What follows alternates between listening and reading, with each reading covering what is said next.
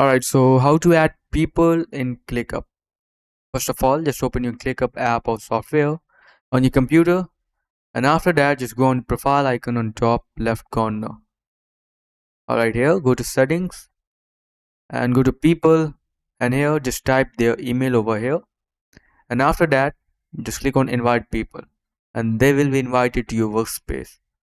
Now, if you want someone specifically on your list or channel, just click on these three dots.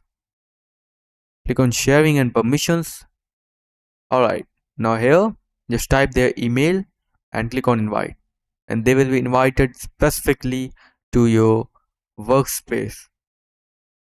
Also, you can change some permissions like limited member to member or guest, or if you want them to edit only or view only the file list, you can also do that by just type their email over here.